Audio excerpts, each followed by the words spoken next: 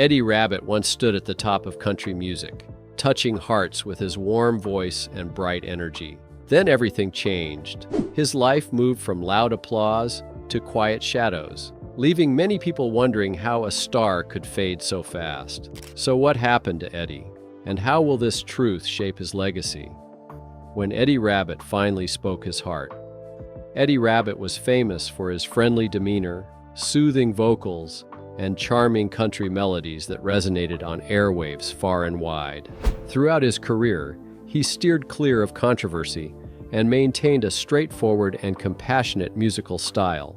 He refrained from seeking attention or provoking debates. However, a point arrived when he felt compelled to break his silence. The state of the music industry weighed heavily on his mind, prompting him to raise his voice. Even though his tone was gentle, it conveyed a vital message he deemed necessary to share. One peaceful evening, the scene unfolded as Eddie and his family gathered in front of the television. With his two children beside him, one being around 4 years old and the other about 9, they eagerly anticipated a live musical performance from Disneyland. Eddie was anticipating a lighthearted show filled with joy, vibrant colors, and age-appropriate music. However, the reality on the screen took him aback. Instead of the wholesome entertainment he had expected, a popular boy band took the stage and delivered a performance that he deemed inappropriate. Eddie was particularly troubled by one of the boys rapping and making gestures that he believed were unsuitable for young audiences. Eddie was weighed down by the moment, observing his children and then the screen, pondering how such actions could be tolerated in a supposed haven of purity and happiness. The troubling thoughts stirred within him, compelling him to take a stand. He decided to communicate his dismay by writing a letter to the CEO of the Disneyland Corporation, emphasizing the significance of the company's reputation among families and how it had been compromised. Disappointed by the lackluster and indifferent response he received, Eddie penned another letter, highlighting the concerns of many regarding the increasing presence of vulgarity, violence, and conceit in the realm of entertainment. Eddie didn't just see the troubling performance as an isolated incident. He viewed it as indicative of a larger issue. He noticed a growing trend in music that promoted negativity, glorified destructive behavior, and influenced the youth in a negative way. Eddie was disappointed by the popularity of songs that advocated for violence, mistreatment of women, and dangerous lifestyles. The fact that albums with such negative content were topping the charts made him concerned about the future of American society. Rather than remaining quiet, Eddie chose to respond in a manner unique to a songwriter. He crafted a whimsical tune for his upcoming record, aiming to mock the source of his irritation. Despite the song's lighthearted tone, the sentiments driving it were authentic. Eddie sought to demonstrate his deep investment in the impact of messages reaching the youth. In his view, music wielded significant influence. It had the ability to uplift spirits, impart wisdom, alleviate suffering, or accompany someone through a solitary evening. He believed this influence should be wielded with caution and affection. Eddie's opinion was that certain genres of music were promoting hostility and causing division among individuals rather than fostering unity. He was of the belief that the youth were being influenced to rebel against systems that had actually granted them freedom and chances for growth. While acknowledging the presence of injustices in society, he recognized the hardships faced by many. Eddie firmly believed that education, compassion, and consistent hard work were the keys to progress. He hoped that young musicians would choose to use their platform to motivate positive change instead of inciting animosity. Throughout it all, Eddie remained the kind-hearted individual he had always been. He refrained from using profanity or crude humor during his performances. His shows were inviting, amiable, and appropriate for audiences of all ages. He aimed for families to have a pleasant experience without worrying about being exposed to anything inappropriate. Despite the growing popularity of music videos featuring risque content, Eddie stayed true to his original style. He observed the emergence of videos showcasing scantily clad dancers and explicit lyrics centered around intercourse. This left him feeling disheartened, as he believed these visuals were influencing children's minds and diverting them from their educational and personal growth. Eddie also had a strong passion for the origins of country music, viewing it as rooted in soothing Irish melodies and subtle melancholy. He appreciated the melancholic nature of minor chords in his music, which added a mystical and dreamlike quality to his songs. His music was both relatable and endearing, exuding a warmth akin to the scent of a delicious meal, wafting through a kitchen window on a gentle breeze. Despite not intentionally creating pop music, his unique sound influenced the trajectory of country music in the 1980s. Many found solace in the pure sweetness of his vocals and the straightforward sincerity of his lyrics. Eddie found value in simplicity and believed that impactful music should not aim to shock, but rather to connect with emotions. Despite staying loyal to his unique style, he also voiced concerns about the negative influences present in society. In the 1990s, he expressed worry about the impact of certain songs on teenagers, fearing that they could lead to feelings of disorientation or promote harmful choices. He strongly advocated for young listeners to be provided with guidance, encouragement, and clear direction to avoid falling prey to negative messages that could steer them towards unhappiness, mistakes, and uncertainty. His intention was not to criticize others, but rather to advocate for a brighter future for the next generation, including his own offspring. So what shaped his music to what it is today? The sweet style that set him apart. Eddie Rabbitt had a unique talent for creating music that exuded warmth, brightness, and vitality. His music went beyond traditional country tunes, incorporating elements of rhythm and blues to produce a smooth and pleasing sound. His songs were always gentle, vibrant, and heartfelt, setting him apart from the crowd in a truly special way. Eddie's songs stood out because of his unique incorporation of echo and harmony. He frequently harmonized with himself, stacking his vocals to create a soothing blend of sound known as the Eddie Rabbitt chorale.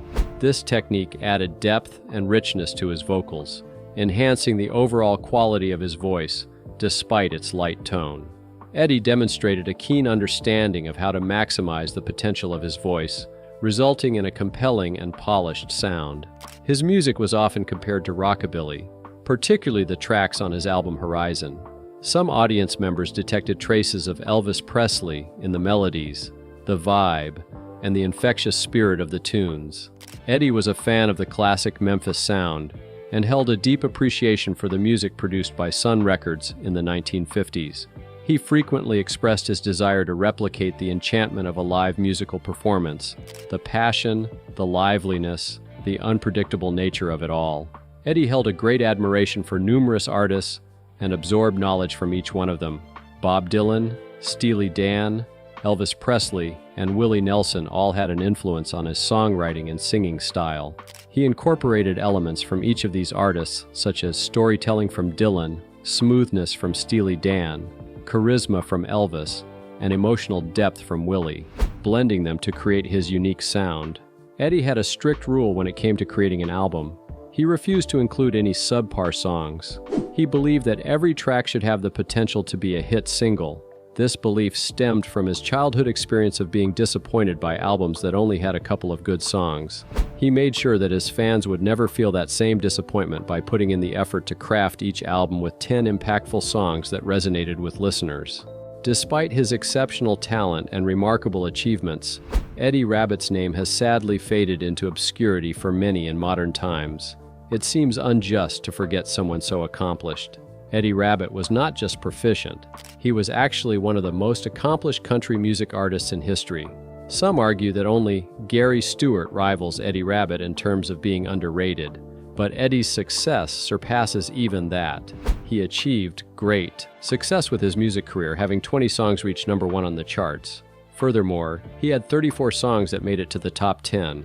What's truly remarkable is that all 34 top 10 hits were consecutive, without any interruptions. Starting from the year 1976 until 1990, every single song he put out managed to break into the top 10. Most of these songs were his own compositions, showcasing his talent not just as a singer, but as a songwriter as well. This impressive consistency alone could easily secure him a spot in the prestigious Country Music Hall of Fame. But does anyone ever bring up Eddie Rabbitt when discussing the Hall of Fame? Rarely. Despite deserving recognition, his name is often overlooked and fails to stand out, although he rightfully earned recognition that he was denied. And yet the struggles he faced took him to a dark path. The gentle strength that carried him. Eddie Rabbitt was celebrated for his tender-hearted nature, heartfelt music, and the kind manner in which he discussed his loved ones. However, beyond the glitz and glamour of his professional life, lurked a personal life marked by profound affection, intense grief, and a resilience forged through challenging parental trials. The narrative of his life during this period was not flashy or ostentatious. It was subdued, touching, and imbued with a vulnerability that heightened his humanity. During the mid-70s, Eddie crossed paths with Janine Girardi, the woman who would eventually hold a pivotal role in his life. Janine exuded a sense of elegance and charm in a modest and unassuming manner. Eddie was smitten with her right from the start. Even before their nuptials in 1976, he had composed songs fueled by her endearing nature. Their affection was gentle, unwavering, and rooted in profound faith. Challenges would arise later on that would push their love to limits beyond their wildest dreams. Collectively, they embraced the arrival of 3 kids, their daughter, Demelza, and their 2 sons, Timmy and Tommy. With Demelza's birth, their household overflowed with giggles and tiny strides. Upon Timmy's arrival, they anticipated a similar sense of happiness. However, medical professionals rapidly identified a serious issue. Their infant son was afflicted with a rare ailment that hindered his liver's operation. To save him, a liver transplant was the sole option. This was the sort of information that profoundly affects a family. Eddie and Janine gave it their all in the battle they faced. They never left their son's side, persistently holding on to hope and faith that things would improve. In the year 1985, Timmy had the transplant surgery, but unfortunately, it was unsuccessful. Despite putting up a fight for almost 2 years and holding on to hope, their young son eventually succumbed. Only 23 months old, the passing of their beloved boy left a deep wound in their hearts. Eddie underwent a dramatic transformation as he shifted from being a lively and outgoing individual to someone who was reserved, contemplative, and profoundly affected. Despite his passion for music, his priorities shifted towards his family, prompting him to distance himself from his music career. Rather than focusing on success or recognition, he prioritized being there for his wife and daughter, recognizing the deep connection they shared. He received cautionary advice from industry insiders about the risk of taking a break from music. They emphasized the fast-paced nature of the industry and the ease with which artists could be forgotten if they stayed out of the limelight for too long. Eddie respectfully listened to their concerns, but his priority was being with his family during their difficult period. Janine, the wife of Eddie, had taken care of the baby, comforting him, nourishing him, and witnessing his daily struggles. Eddie empathized with the profound emotional anguish experienced by a mother in such circumstances. Janine frequently pondered whether she had erred in some way, perhaps through exposing the baby to a chill, serving an improper meal, or a momentary lapse in attentiveness. Eddie remained by her side, offering solace and unwavering support, aware of her need for reassurance. Demelza, a young child, was in need of affection and direction. She accompanied her parents to the hospital regularly, where she would sit beside her little brother's bed, engage in playtime, and stroll through the corridors hand in hand. Following her brother's passing, she was left feeling bewildered and shattered. Eddie and Janine devoted many evenings to consoling her and explaining that her brother may be gone, but would always be cherished. Together they shed tears and shared their sorrow as they sat together on the bed, allowing their emotions to be expressed in their own unique way. The Rabbitt family started frequenting Vanderbilt Hospital often, making weekly visits that sometimes extended to 5 or 6 days. During their time there, they would hold their baby boy close, support each other, and strive to remain resilient. Following his demise, they would spend numerous evenings close together, conversing quietly about the moments they had together. Eddie even sought advice from mental health professionals to assist his daughter in coping with her sorrow. The main goal was to ensure that she felt secure and understood that discussing memories of Timmy was completely normal and welcomed, not something unusual or forbidden. Gradually, as time passed, their sorrow began to lessen. Although the wounds were still visible, the intense pain started to diminish. About 2 years after Timmy's passing, Janine welcomed a new son named Tommy into the world. He came into their lives lively, healthy, and cheerful. His cheerful laughter once again filled their house, serving as a reminder of the beauty that still existed in life. Janine dedicated herself to renovating their ancestral home during this time frame. The process of working on the house brought her a sense of tranquility, allowing for gradual healing each day. Eddie stood by her, admirably acknowledging her resilience in the midst of hidden sorrow. However, as their home remained unchanged, the surrounding world experienced constant transformations. The landscape of country music evolved rapidly during the late 1980s, with a surge of new artists bringing fresh styles to the forefront. The emerging class of 1989, comprising of young talents with innovative sounds, overshadowed many established musicians. Despite Eddie's dedicated fan base and impressive musical catalog, he was swiftly let go by his record label. This dismissal was a difficult blow for him to endure. In contrast to some of his peers, Eddie had never been fully embraced by the music industry. He often found himself on the fringes, quietly crafting beautiful melodies that didn't always garner the recognition they warranted. With the changing trends, he quickly faded into obscurity. Although his ascent was notable and his impact significant, his descent into oblivion was swift and went unnoticed for the most part. The majority failed to comprehend the extent of his influence on the genre of country music in his era. His soothing voice, heartfelt tunes, and touching narratives resonated with a vast audience. Nevertheless, as newer musical styles became popular, his name slowly disappeared from public attention. Despite technological advancements in the industry, Eddie's music continued to resonate with audiences. The passage of time demonstrated that his music was enduring, surpassing temporary fads. His songs continued to provide solace and inspiration, serving as a source of comfort during difficult times. Eddie's soothing voice and heartfelt lyrics remained a constant source of reassurance. His impact on music history continued to grow organically, akin to a cherished memory that never loses its importance. So, what truly happened to Eddie? Eddie Rabbitt's final days. The final months are touching, heartrending, and imbued with the same tenderness found in his musical creations. Eddie had been smoking heavily for a long time, and eventually, it took a toll on his health. In the beginning of 1997, medical professionals made a devastating discovery. He was diagnosed with lung cancer. The news hit him hard, but Eddie faced it head-on, just like he faced all obstacles, with courage and composure. He underwent radiation therapy and underwent a surgical procedure to have a portion of his lung removed. He fought the illness with all his might, wishing for more moments with his loved ones and his passion for music. Despite the progression of the illness, Eddie maintained a positive attitude and did not allow himself to be consumed by sadness or fear. He continued to interact cheerfully with others, stayed productive with his work and writing, and always had a smile on his face. Those who communicated with him had no clue about his health condition. In fact, even his agent thought Eddie was in good spirits because of his upbeat demeanor. Eddie never voiced any grievances, never caused concern in anyone, and never let his suffering be known to the outside world. Eddie was fully aware of the seriousness of his condition, yet he decided to face it with grace and silence.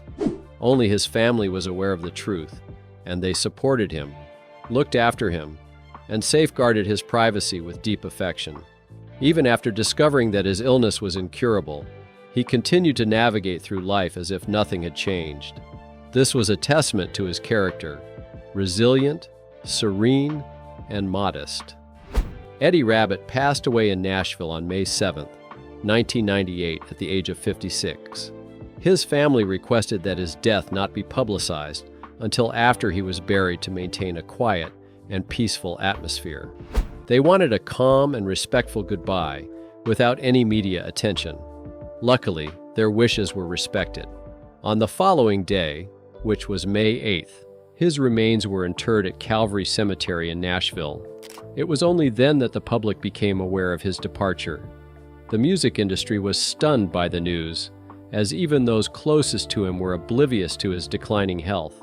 To his friends, Eddie had appeared to be his usual friendly and upbeat self until the end. His death came as a sudden, silent, and profoundly sorrowful event. His actual birth year was disclosed as 1941, contradicting previous reports that stated he was born in 1944. This revelation came to light upon his death being made known to the public, adding yet another hidden fact about him that he had never highlighted. Eddie's caring disposition was influenced by the hardships he faced in his past. In the following years, he made significant lifestyle changes, such as quitting smoking, shedding excess weight, and actively advocating for organ transplants and cancer research. Despite resuming his musical pursuits, Eddie remained unwavering in his commitment to putting his loved ones before any pursuit of fame. Eddie frequently caused confusion for his record labels by choosing to take extended breaks every year to spend time with his loved ones. While he viewed music as a valuable gift, he prioritized his family above all else. Despite reaching great heights of success, he always remained grounded and focused on the things that were most important to him. During his illness, he recorded his last album, Beaten the Odds. He slowly worked through the recording sessions, exerting his remaining energy into the music. Released in September of 1997, the album was a serene gift from a man approaching the end peacefully. Shortly after, the illness became too overwhelming to combat. Eddie experienced his last chart-topping hit back in 1989 with a heartfelt song titled On Second Thought. This marked the end of his reign at the top of the music charts. Despite his career losing momentum over the years, Eddie's passion for music never wavered. He created music purely out of love, and not for accolades or recognition, but because it was ingrained in his essence. Following his passing, a peculiar and melancholy occurrence took place. Eddie Rabbitt's death went unnoticed and unappreciated. Due to his origin in New Jersey rather than the southern states, due to his music reaching the pop radio charts, due to his lack of recognition through awards, and due to his family's preference for privacy, his legacy faded into obscurity. Numerous younger admirers remain unaware of his significant impact as a talented and influential artist. But how did he rise to fame, even though he wasn't recognized as supposed? The Sweet Road of Eddie Rabbitt. Eddie Rabbitt's life is a tale of consistent progress, bold decisions, and a relentless passion for music, even in the face of adversity. His musical journey started before he gained fame. Back in the late 1950s, he worked at a mental hospital, which provided him with ample time to contemplate the music he wished to create. Despite this, much like his father, he managed to keep music close to his heart. In his hometown, he showcased his talent at a cozy venue known as 6 Steps Down, where the atmosphere was intimate, the audience was welcoming, and his singing voice began to flourish gradually. After some time, he emerged victorious in a talent competition in his town, which led to a significant turning point in his life. The award he received was an opportunity to showcase his singing talents on Saturday nights for a whole hour on the radio from a bar in Paterson, New Jersey. To him, this chance seemed like a welcoming invitation to pursue his ambitions further. In 1964, he officially inked his first music contract with 20th Century Records. His initial releases, Next to the Note in 6 Nights and 7 Days, did not bring him fame, but did boost his self-assurance. Then 4 years later, armed with just $1,000, he made a daring decision to relocate to Nashville. On his initial evening in Nashville, Eddie composed a tune titled Striving Toward Success from the Bottom. Roy Drusky's rendition of it in 1968 marked Eddie's entry into the realm of songwriting. Despite facing challenges along the way, he took on various odd jobs like driving trucks, working as a soda jerk, and picking fruit to make ends meet. Hill and Range Publishing eventually brought him on as a staff writer, providing him with a weekly salary of $37.50. Though it wasn't a substantial amount, it was sufficient to sustain him. Similar to numerous aspiring writers, he frequented Wally's Clubhouse, a cozy bar in Nashville where aspiring musicians congregated because, as per Eddie, they lacked other options. However, This humble establishment served as his foundation, and the relationships he cultivated there influenced his early success.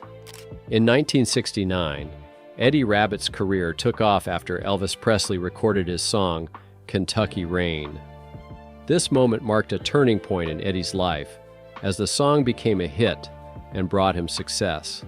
Elvis continued to showcase Eddie's talent by recording 2 more of his songs, Patch It Up and Inherit the Wind, demonstrating Eddie's potential beyond his humble beginnings in small venues. While enjoying a basic meal of cereal, Eddie penned Pure Love, which was later popularized by Ronnie Milsap, and reached the top spot in 1974, leading to a record deal with Elektra Records for Eddie, You Get to Me, which made it into the top 40 charts. He continued to release more songs, and the following year, in 1976, his album Rocky Mountain Music was released, featuring his first #1 hit, Drinkin' My Baby, Off My Mind. His self-titled album Rabbitt also found success, reaching the top 5 of the country albums chart. Before gaining widespread fame, Eddie was already performing as an opening act for renowned artists such as Kenny Rogers and Dolly Parton, drawing inspiration from their audiences and honing his own unique musical style. His musical career continued to flourish. In 1978, he unveiled Variations, which spawned 2 additional chart-topping singles. The best of Eddie Rabbitt followed, introducing his first major hit, Every Which Way But Loose, Long-term obligations are just done. Which not only dominated country music charts, but also crossed over to pop and adult contemporary charts. The release set a new record by debuting at number 18. In his latest track, Suspicions, Eddie Rabbitt soared to new heights on various music charts, proving his versatility in the music industry. By 1980, he landed a television special on NBC, where he captivated audiences with his pleasant demeanor and shared the stage with renowned artists. Despite being likened to a youthful Elvis Presley, Eddie Rabbitt remained modest, kind, and dedicated to his craft of creating music. One of the most significant highlights of his professional journey arrived next. His album Horizon achieved platinum status, featuring 2 enduring hits, I Love a Rainy Night and Driving My Life Away. The inspiration for the former track stemmed from a brief scribble he penned during a thunderstorm many years prior, while the latter was inspired by his experiences as a trucker, infused with a dynamic storytelling approach reminiscent of Bob Dylan. At that point, Eddie had gained so much fame that he was given the opportunity to host his own weekly variety show. However, he graciously declined the offer, stating that it was too risky. He prioritized safeguarding his music career and maintaining a peaceful family life. During the early 1980s, Eddie returned to his roots in country music. His record, The Best Year of My Life, produced another chart-topping single, yet his priorities shifted towards his personal life. In 1988, upon his return, he made a powerful comeback. His music album titled I Wanna Dance With You produced 2 additional chart-topping singles. Subsequently, he released a few more songs that made it to the top 10, including his final #1 hit on Second Thought from the Jersey Boy album. During the 1990s, just like other country music stars from previous generations, Eddie experienced a decline in chart performance. However, he continued to tour, perform, and maintain a positive attitude. In 1997, he inked a contract with Intersound Records and released Beatin' the Odds. Unfortunately, shortly after, he received devastating news that altered his life forever. He was diagnosed with lung cancer. During his illness, he showed courage by undergoing treatment and creating new music. In 1998, he shared Songs from Rabbitland with the world, a heartfelt collection of soothing and heartfelt tunes. This project served as his farewell message to his audience. Eddie Rabbitt followed a challenging but rewarding path in his music career, starting off in intimate venues and ultimately becoming a beloved figure in the country music scene. Despite his passing, his music continues to inspire, and his legacy serves as a reminder to persevere in pursuing one's dreams.